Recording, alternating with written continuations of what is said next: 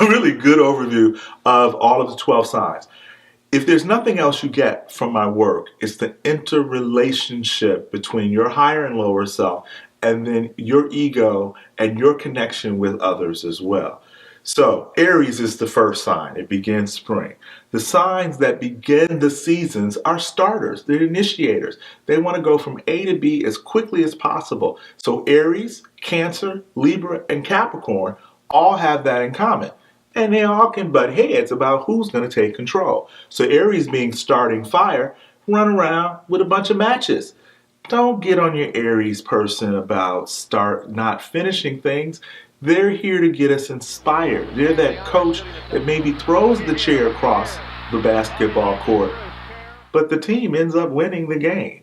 So ultimately, Aries is to ignite us, to inspire us, and they're going to take things personally. Now, after Aries, we come to the second sign, which is the middle of the season of spring. It has Beltane or May Day, that's Taurus. The bull. Now, we can even have the bull in the china shop, or we can have Ferdinand the bull going with smelling the flowers. So there's a gentle, artistic, sensitive quality to this consolidated and most often stubborn of the earth signs. Now, I want to say that all of the signs that are in the middle of the season are stubborn. So Leo is stubborn, fire. It gets stubborn about its identity. Scorpio gets stubborn about its water, its feelings. And Aquarius gets stubborn about its ideas as an air sign. But after you consolidate in that fertile energy of Taurus, feeling through life, through touch and the five senses, we go to Gemini, the air sign, which ends the season of spring. Now, they most often get chided for being schizophrenic. Which twin am I dealing with today?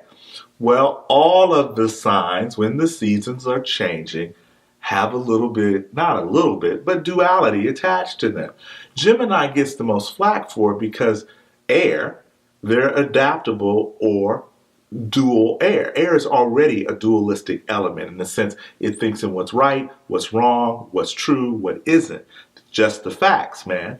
But Virgo, when the season of fall is coming in from summer, is Virgo the Virgin. We've got two famous Marys in our Christian symbolism, Mary and Magdalene, so integrating the sacred with the profane.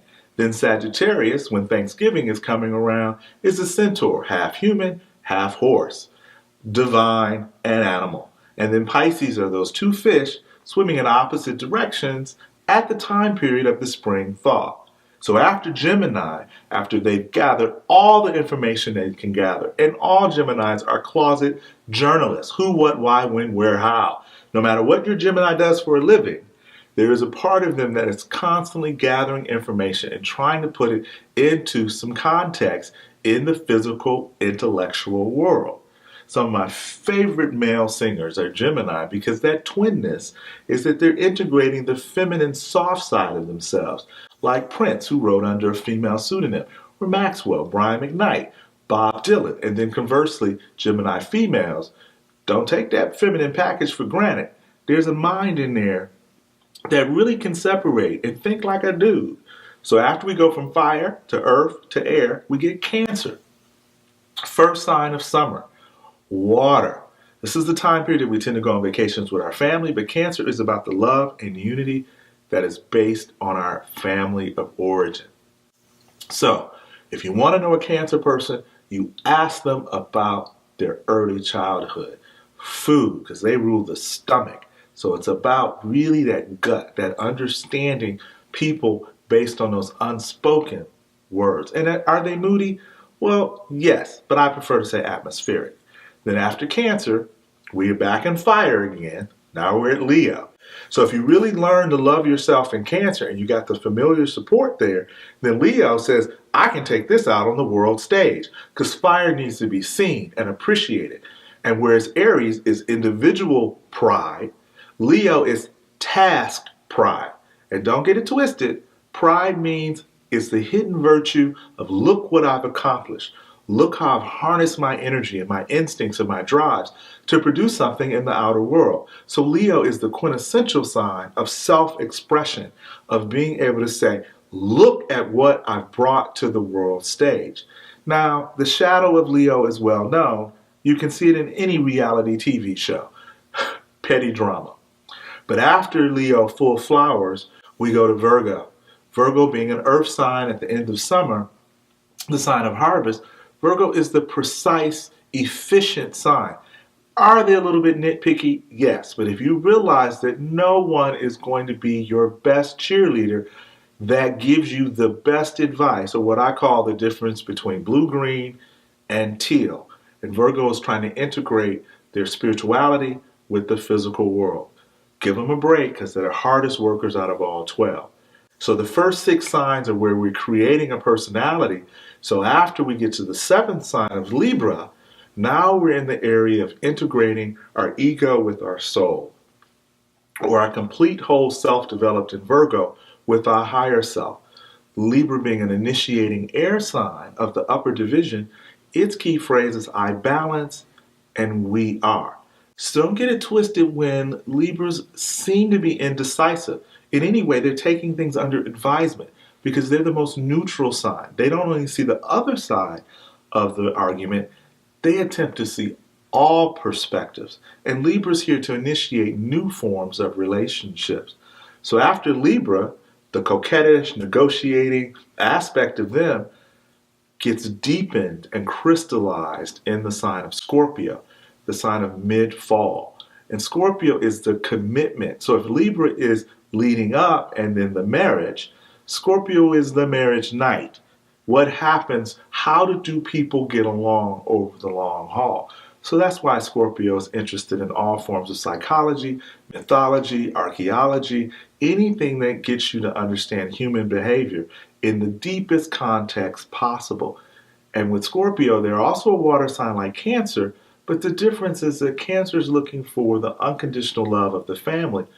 Scorpio knows that love, at least between peers, tends to begin conditionally, and then as it evolves and as it grows, it becomes unconditional. And so typically the gifts of Scorpio do not always show up in the initial meeting. It happens over the longer haul. Then we're back in the fire land again with Sagittarius. These people have the largest, most expansive pictures possible. They're the visionaries. They are the prophets. They're the sages. Even if you just say Sag and you add an E, you got sage. So there's a wisdom to them. You want to cheer them up? Just simply ask for their advice. Now, the challenge with them is that they're only 24 hours in a day, 7 days in a week. So they can overcommit. And they can have bad judgment based on their overcommitment. But after Sagittarius, we're back into the earth element again with Capricorn. These are the integrity keepers. These are the legacy keepers. These are the people who are here to shine based on the work that they do, building typically on traditions. Now, they are an initiating sign, so they'll create their own traditions.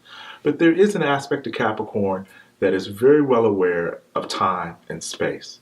So there are timekeepers. And in the negative, they can be judgmental, but that typically is in direct proportion to the lack that they experience from within. So after we learn the rules, we go to Aquarius. Free thinking, libertarians. Aquarius is the sign that learns the rules in order to bend the rules. They can argue for Second Amendment rights and at the same time hate guns. So they have an ability to understand the liberties of individuals while at the same time understanding that it's important that they be allowed to have their own freedom of thought and behavior and activity. And what they may not have in romantic warmth like a Cancer person, they make up oodles in being your objective friend. And last and certainly not least is the 12th sign of Pisces. Adaptable water, so they can be a thimbleful, a cupful, or the Marianas Reef in the ocean.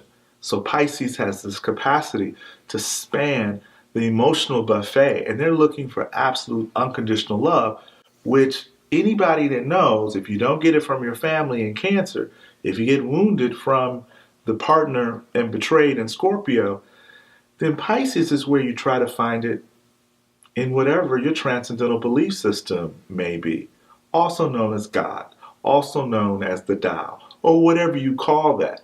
So a Pisces person without a larger belief system is like being out in the rain with no umbrella. So there you have it. Fire, earth, air, and water. It's Quan Tracy Cherry. Let's connect. If you like what you just heard, or if you found it helpful, please like my Facebook page, Belief is Not Required, and also my name, Quan Tracy Cherry. I have 2 pages. Tried to separate them, it didn't work. Belief is Not Required is also my website.com, and belief is not required because knowledge is, after all.